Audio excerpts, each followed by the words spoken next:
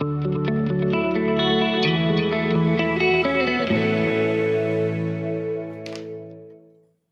and welcome to the Corporate Jet Investor podcast.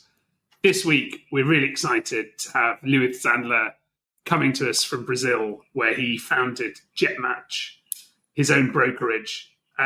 Luiz, it was great to see you last week in Sao Paulo. How would you describe the market in Brazil at the moment? Okay, thanks all. Likewise, it has been a pleasure participating on your magnificent event, and thanks for the opportunity again to chat. So the market in Brazil, is pretty consistent. I would say Brazil is a country with aircraft routes. If you think back on Santos Dumont. And the dimensions of the aircraft and the scarcity of roads, railways, and the natural challenges made aviation since decades ago, or maybe almost a century ago actually.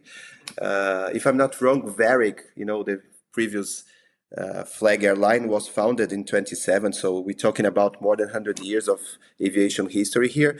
So the country has this need and culturally mature in terms of aviation. In terms of business aviation, it's pretty consistent.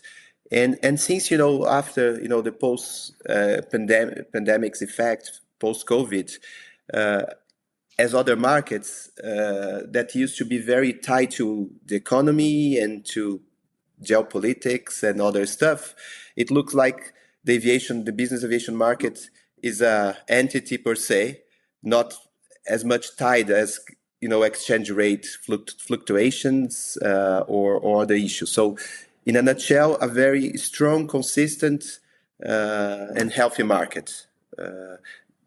So we have around 1,000 jets in the country nowadays. So it's pretty active. And I would say very untied, to the external factors that typically used to affect very quickly the market. Yeah, I would agree. It feels like it is a very mature market. I don't know it anywhere like you do, but it seems quite a close, tight-knit market. A lot of you have worked together for years. You've got lawyers who've been working on transactions for 20, 30 years. You've got a next generation coming through. It's a really mature market. You've got the operators, you've got the import houses. It does seem like a very stable, mature, professional market, is how I describe it. Yes. I totally agree. How did you end up working in it? It's a very good question indeed. I still consider myself a shy guy. So how could this, shy guy that didn't like to speak in public, that avoid, being crowds, became a salesperson? It's a very good question that I always make to myself. I would say my love case with aviation started long ago when I first flew. I remember the first time I flew an aircraft. I was 6 years old and flew a 727. I still have pictures of this event. So I really fell in love with aviation at that time. It was, kind of normal, right? A young boy liking cars, aircraft, motorcycles and stuff. But I have this fixed idea to become an airline pilot. Since ever. So and so I always read about aviation. I like to go to there was in Congonhas Airport aviation bookstore where you found technical books. So before I eventually started my pilot training, this was in 1992. I was 15 years. At that time the age to start was 16, but I technically started. I didn't have 16 years old completed, but I already used to study by myself and understand aviation. I have this fixed idea to become an airline pilot. My ultimate dream was to be a 747 pilot for Varig. So So I started flying aircraft. I had my first contact with business aviation was flying King Airs. This was back in 96, 97. I did some demonstration flights, for the, at that time, Raytheon aircraft, Beechcraft was Raytheon dealer in Brazil. So that was my first contact with business aviation. I have a background, a business degree, because a cousin, my father's cousin, has been always like a role model for me. He was a captain for Trans-Brazil Airlines and then TAM Airlines. But he told me, before becoming a professional pilot, you need to study. So I got my business degree. And just this was in 98. Just I left, the university. I joined VASP Airlines as a pilot, as a co-pilot for 737. I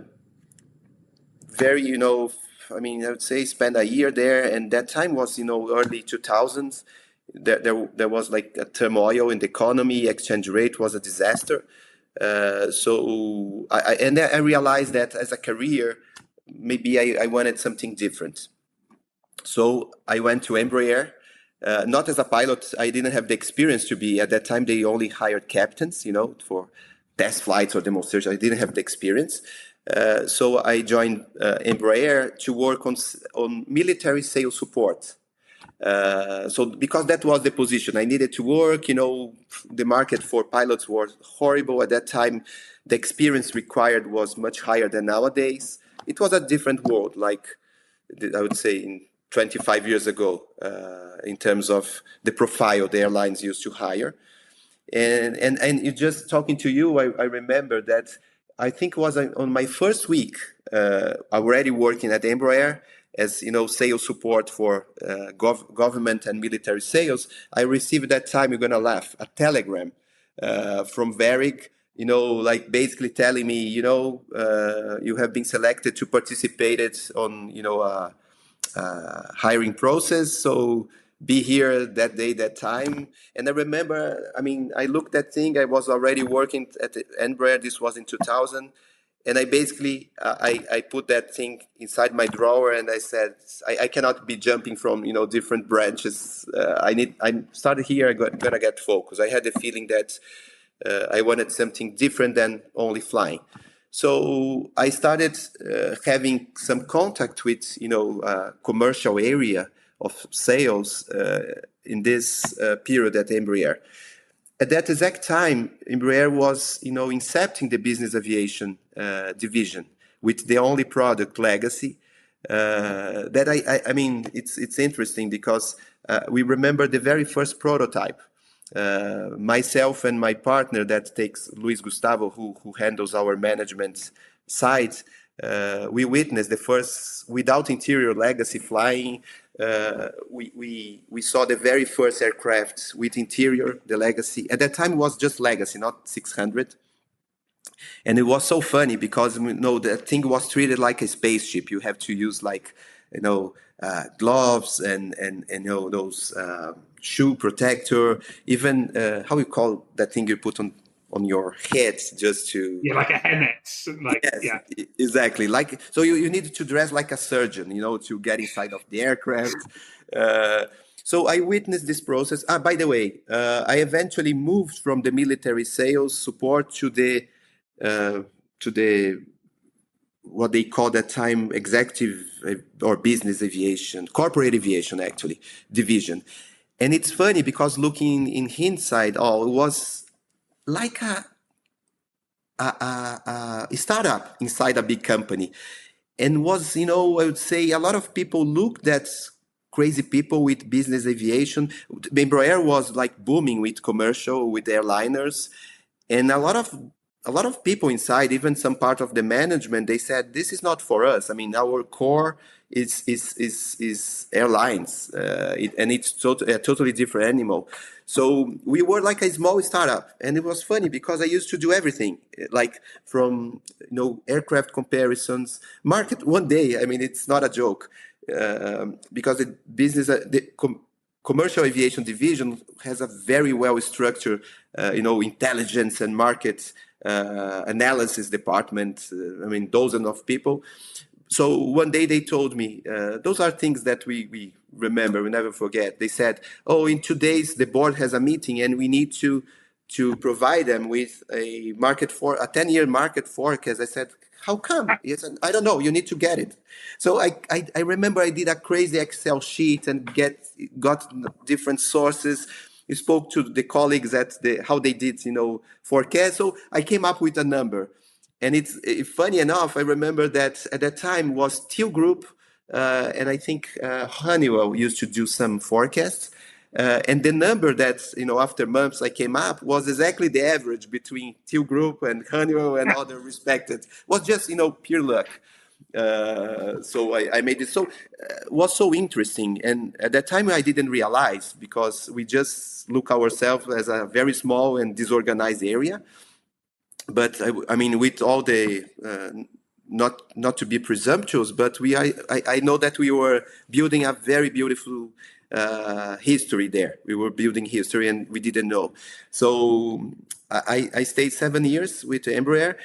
From sales support, gradually the shy guy started doing sales, because I realized that I liked that, and I was not shy. In my personal life I was shy, but to approach customers and do a sales speech, I realized that I liked that, selling. And so I eventually moved to sales. And at one point, I was just alone selling to the whole Latin America, but Mexico. So one guy, because there were I think 2 or 3 restructurations, like management change, and it was just a small fish. So I stayed alive and eventually grew. And one day I realized, this was in 2005, 6, I was alone in Latin America. And I stayed at Embraer until 2007, when I worked for the then, Gulfstream local sales rep for Brazil. So Gulfstream used to have a sales representative structure. So I work with Marcelo, was the owner. Marcelo Bello was the guy. So he hired me. And at that time I was a bit, tired with big corporations. And so I wanted this new experience. So was also a very rich and crazy, experience, because this was 2007 and the market here was booming. IPOs, a lot of billionaires being made, people selling companies.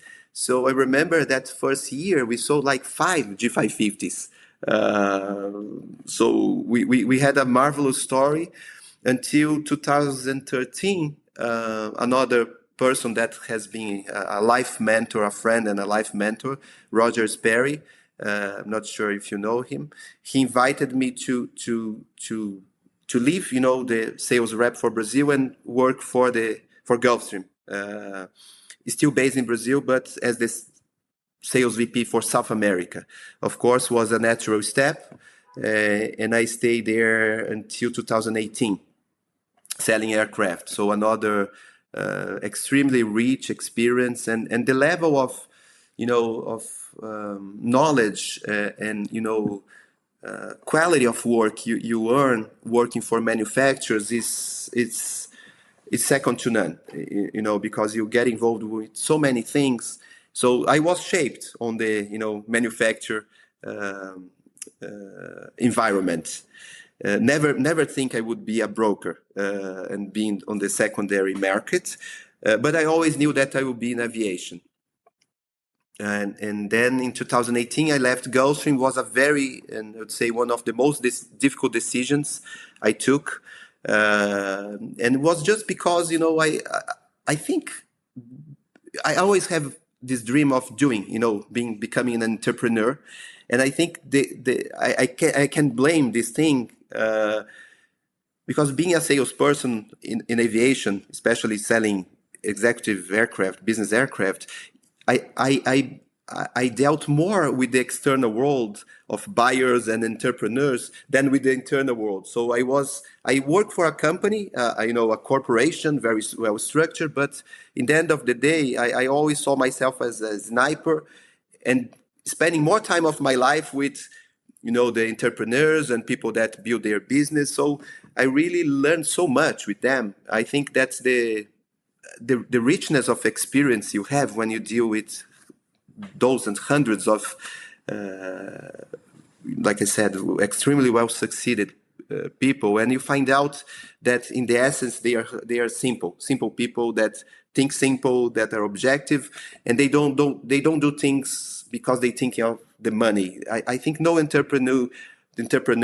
knew that they would become like a billionaire. They had a mission. They took a lot of risks. They worked hard, and they succeeded. So I think it was a very bad influence on my life, living and being so close to people that became like life examples for me. So in 2018, I made this very difficult personal decision. I left a lot, behind me. I have, like commissions, a career, a company that I like, that people like me. And it was funny. I think it's not a problem to say that, because when I resigned and I put a lot of thought, I would say years, I thought that when I resigned, they will just cut me loose and said, you have no email, you blocked. But because they didn't have a replacement, I stayed there for almost 2 months until they were able. So I still worked, and that I'm very grateful for the trust that the company management put on me. So at that time, Scott Neal was already there. And he's still as the vice president for sales and marketing. So he's someone who also trusts me a lot and gave me great opportunity. So that was my story. And then I started on the pre-owned market, the pre-owned business. So going back to that, were you already married to Carolina at that point? Yes. We met in 2009 to 2010. And so she witnessed my development, my professional development, and she always supported all decisions. And she has never been involved with my work, but he witnessed everything. And I remember at that time, you're gonna laugh. I was negotiating a G450 with a customer. I remember we made one of the first trips we made together to Rio de Janeiro. But at that time was SMS. The text was not even or maybe BBM. How do you call the BlackBerry Messenger? BlackBerry Messenger. Do you remember Blackberries? They were amazing. Yes, exactly. So I was texting. I remember I was texting to this customer, negotiating an aircraft with BlackBerry messages, and I was asking her advices. What do you think you should go? So she has involved, or more than witnessing, but involved with my work since we met. But I never thought we would be working together. This was also a big surprise in my life. And I didn't see that coming. So going back to 2018, what did you want JetMatch to look like 10 years later? Okay, just a comment I skipped. In 2018, when I left Gulfstream, I eventually joined Marcelo, who used to be first my boss and employer. Then he was my sales rep. Then we became partners at IJT doing pre-owned transactions. And he has always been a great professor. So, everything I learned, he's a very, not only smart, but intuitive person. So I learned a lot. So we stayed together until 2023. And that's when I told him I wanted to create something by my own and started JetMatch. Sorry, I'd forgotten that. Marcelo is maybe in Miami or Florida now, isn't he? Yes, he lives in Florida for almost the entirety of his life, and he's still there. Yeah. So when you launched JetMatch, did you want it to just be a brokerage, or did you always want to have aircraft management? It's a very good question. Actually, before JetMatch, Luis Gustavo, who's my partner, who is in charge of management, and who I met in 2000 at the Embraer, we started together there. He was already doing, working on aircraft operations, management, blah, blah, blah. So he joined us in I think maybe 2021 or 22.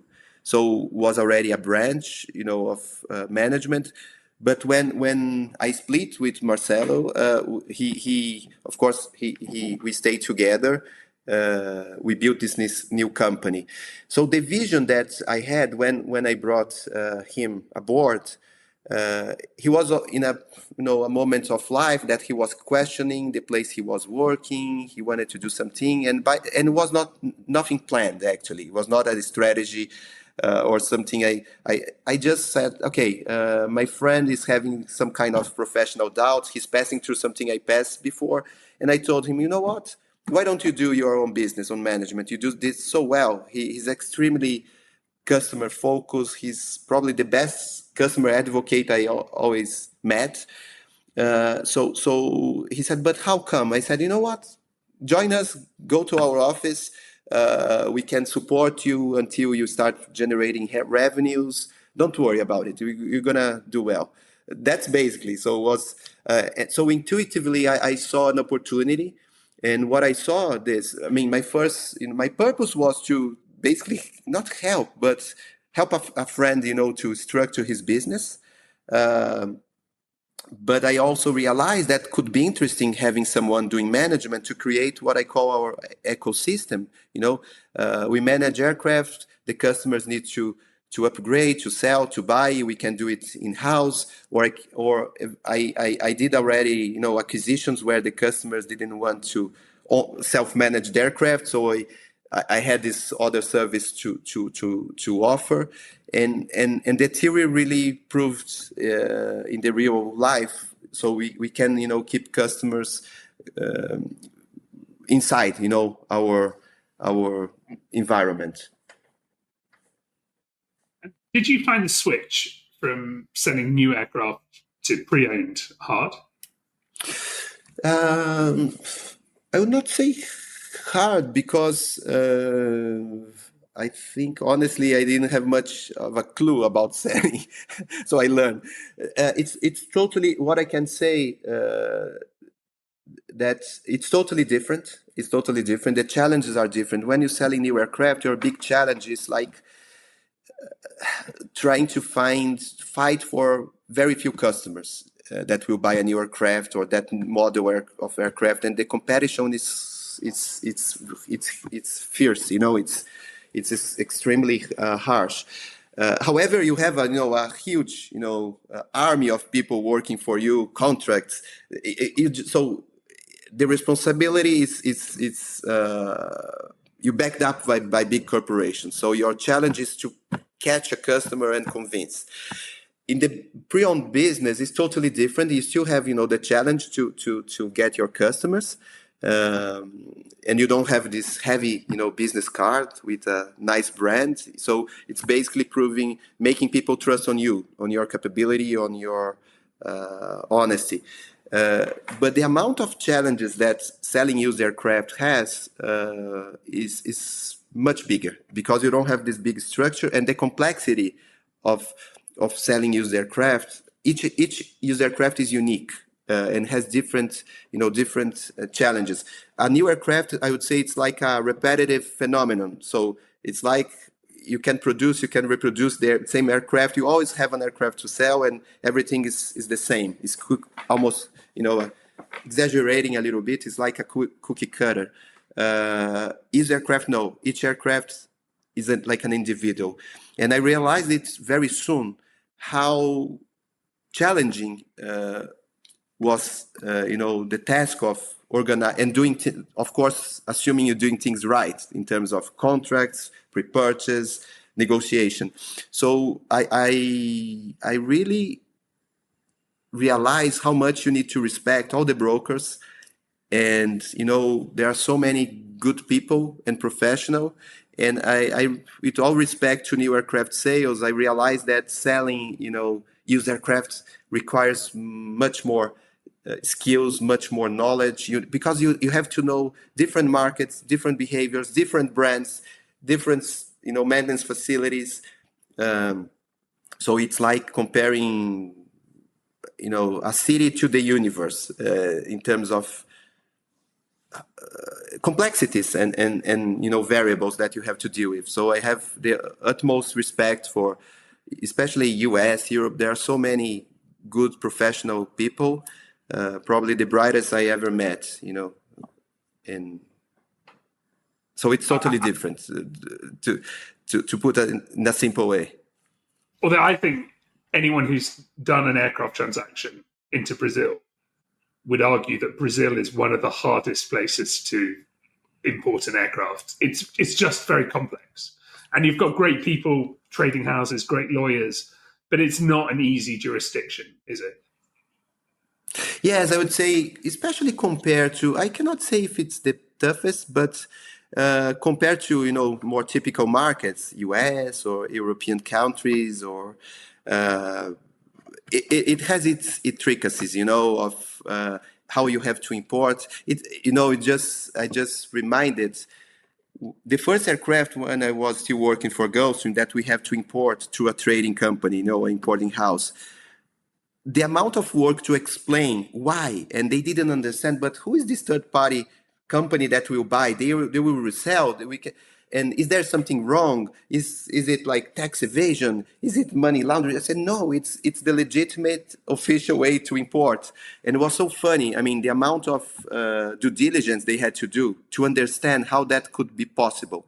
So indeed, to deal with Brazilian market has its challenges, has some very, I'd say, unique features, but I would not call, complex, or if you understand, if you learn about it, it's linear, it's trustworthy, and you're gonna realize that you're dealing with a lot of professionals. I would say that maybe dealing with some like China or other countries are more challenging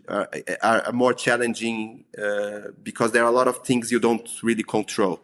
And in Brazil, if you learn, you can kind of control the situation.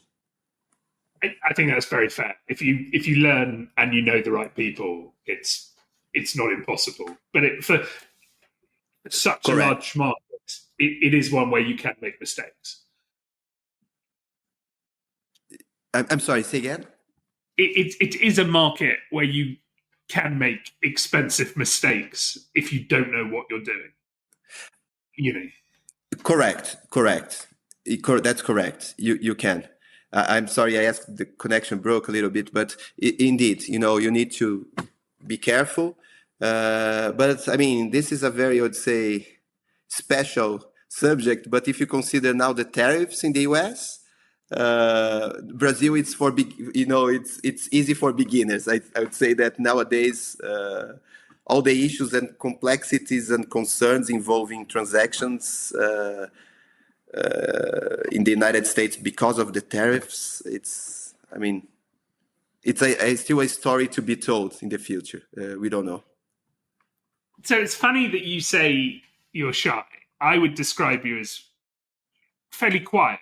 I've been with you where we were sitting having a chat, and I think you got 3 calls from one broker who wasn't really understanding what you were saying, and you were explaining it was about the location of the aircraft. I'm sure you've forgotten, but I just remember thinking how calm you were. And then they kept calling you back and going, but we don't want the aircraft there. We want it. And you were going, no, that it doesn't work like that. And I just saw you as a very calm broker rather than shy. Do you think, is that fair, or do you sometimes lose it and start shouting? No, I think it's fair. It's fair, and people sees me that way. I learned that one thing. I learned that we human, you have emotions, but I learned, I think, with the customers, and very wise customers, that you don't mix emotion with business. It's the worst combination. Sometimes you may lose it. You may get emotional, but you need to separate your emotions from the problems you need to solve. And this is my personality. I think I learned, not that I learned, it's my nature, to try to understand things and resolve. I have never been like a pushy or anxious salesperson. I don't like when I'm buying something and I see someone anxious or trying to push. So I would say it's my style. Indeed, I think you really understand who I am. But I used to say that there is no people ask me, what's the profile? How you profile someone? And I said, there is no profile. Each person is different. I think you need to be consistent to your nature. If you are more, pushy, anxious person, and you know how to do things right this way, you're gonna succeed. This is just my style, but it makes me no personal good, to be too anxious or to be doing things when I don't believe. So I like to think through, make a decision, and then act. What causes you your biggest frustration? Wow, my biggest frustration. You mean like in life or in business? In business. Work. I nowadays, of course, I think as older you get, you learn that life is more about dealing with frustration than dealing with successes, right? We more get, let's be honest, I mean, small to bigger things. It's about frustration. So I think nowadays, if I lose a deal or if something doesn't go the direction I wanted or expected, I realize that, okay, now I'm earning time to look for what's the real deal for me. This was not supposed to be for me. But in the past, now I will have to talk about the past. What really pissed me off or frustrated me was losing a deal, especially for Bombardier, for instance. Especially on more difficult years, when you knew that maybe the market will absorb 2 or at most 3 aircraft per year, and you lose a deal, that killed me. Or when I saw, a competitor aircraft on a tarmac doing demonstrations for a customer I was working for, that was probably the biggest frustration, lose deals. Now I think I'm more relaxed with that. Are you very competitive?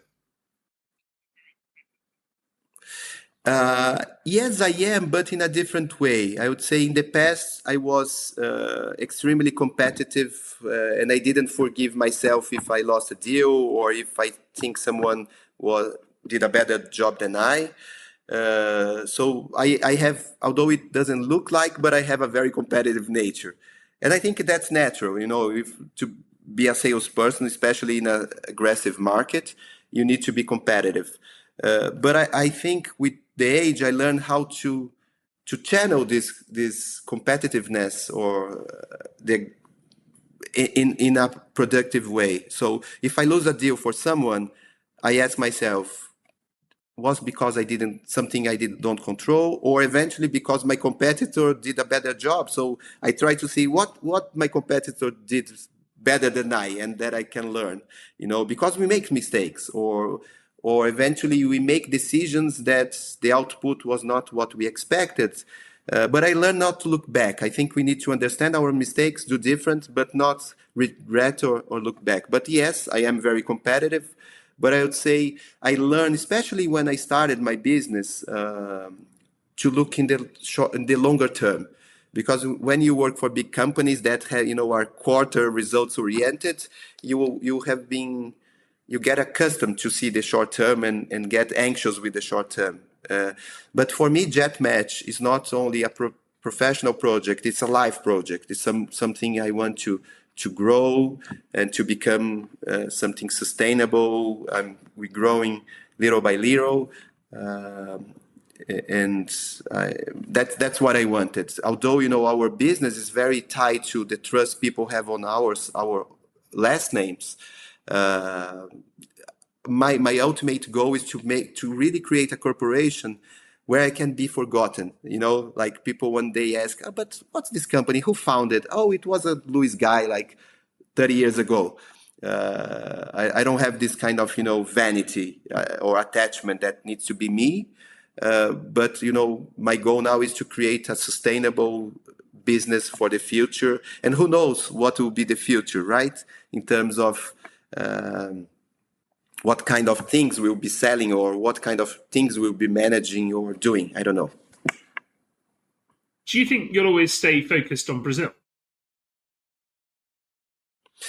It's a very good question. My goal is to really grow it. Although I would say more than 90% of our transactions are international, either importing or exporting.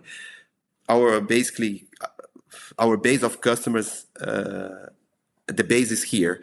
But I want to grow internationally and really become, an international company that was born in Brazil. But it will take time, and I have, of course, it's a delicate balance, because if I start getting distracted with other markets that will have no leverage, I will lose the leverage I have here. So I have a lot of leverage here. So I need to so my plan is, of course, to get established and strong, keep strong here, healthy, before I really grow internationally. But it's an ambition I have for the medium to short to long term. But never losing, the market where we navigate, we know everyone. And like I said, we have a big leverage. And how do you feel about other brokerages setting up in Brazil? Apologies, the connection broke again. Would you mind? How do you feel about brokers from other countries setting up in Brazil? Okay, good question. It's an interesting story, because in the past, the international brokers just, when the other markets were a bit tough and they started seeing, like in 2018, and after, the 2018 crisis was 2008, crisis was crazy, because the market here was booming and other markets were totally stuck. So then you see other brokers paying attention. But as soon as the traditional markets ramp up, the international brokers forgot about Brazil. But there was a difference. Now you have like companies like Jetcraft, Guardian Jet, Southern Cross here. But and it started, actually, I remember the first deal I did with Guardian Jet, and then we started doing repetitive deals, and they got interest in the market. Gabriel, who's a good friend and it's a partner there, he's Brazilian, of course, and so he I think Brazil was not in the radar of the Dwyers before Gabriel. But you know what? Nowadays, I think it was a very good thing that happened, but because the market is getting more educated, more selective, and the competition now is more. Do I compete with them? Yes, eventually. I more contribute than compete. But they have an important role to helping, also a work that I have been doing to educate the market. If you see our Instagram, we put a lot of information, we put a lot of education. And I would say that at least by now, the presence of the big international brokers are being very positive to the market, because more professional, more educated the market is, the better it will be for professional people. You do have a big Instagram presence, and you do some really interesting things where you're interviewing lawyers and trading houses and safety people. I enjoy your Instagram. Is it working for you as a business tool, or is it more just about awareness? I think nowadays it's more about awareness. It's about what we want in terms of the long-term construction of a brand, how we want to be positioned, how we want to be seen. So it's more about it, and it's difficult to measure, But I have cases, it was interesting. One day I was talking to a customer, and we work along with VistaJet. We are what they call ambassadors, so we help them with the effort to sell. But anyways, a customer saw something about Vista on our Instagram, so he started talking about things that was in the Instagram, so it helped. Now it's difficult to measure. Marketing generals is not very obvious. It's not because of the Instagram that I have a lead, but I don't know what kind of effect, everything we make in terms of marketing will get embedded on everyone's market and customers' mind. But I have been having a lot of feedbacks. I have an interesting one. One guy from a importing house, a trading company, once Carolina is responsible for the Instagram. And he came to her and said, "Oh, thank you very much, because we put something in the Instagram. I don't remember, the subject, but that helped him. He was talking to a customer. He needed to talk about the subject, and he remembered that the content was in our Instagram. So he used like the information there to close the deal, and he was very appreciative, and he came to us and said, "Oh, thanks, you saved my meeting because of your Instagram." So it's an interesting story. It is. The power of the trading houses is unique. I don't know of any other market where you have companies that they do more than just import it. They sort of often work with the broker, don't they, to run the deal. That's totally correct. Exactly. Because if you bring an aircraft to Brazil, it's not only the broker and the attorney. It's the broker, the attorney, the customs broker, a lot of hands, because when you import an aircraft through a trading house, ultimately or technically is the trading house buying the aircraft on behalf of the ultimate, the beneficial owner. So you have a contract between, the aircraft seller and the trading house, and another contract between the trading house and the buyer, kind of mirroring what is agreed, but with other terms. So basically two contracts, like two purchase agreements in one transaction. And of course, when it's about, laws or tax, it's a very delicate matter. There is a lot of responsibility. The trading companies, they take a lot of risks on doing importations, so they need to be very, very strict, because a single mistake on the paperwork may eventually cause a taxation or a fine or something like that. So going back to your question, yes, there is some more complexities. It's not plain vanilla like trading an aircraft within the United States. But like I said, the players are very professional and they know very well what they're doing. So just learn, trust and learn, and everything will go right. What advice would you give to anyone buying their first jet? Very good question. Talk to people you trust. Can be a friend, a pilot, or a broker. First question: try to understand what kind of aircraft do you need an aircraft, or should you charter?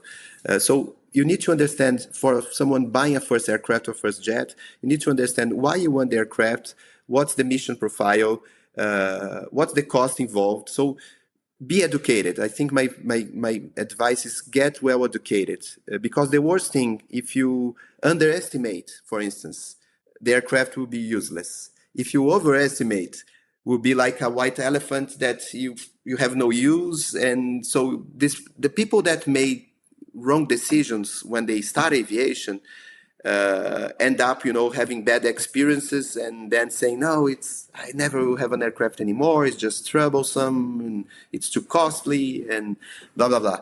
So get educated. That's my advice, and trust on the right people to make the right decision. And you were obsessed with aircraft from a young age. Behind you, you've got models that you made and painted when you were a child. What advice would you give to someone who wants to end up selling aircraft?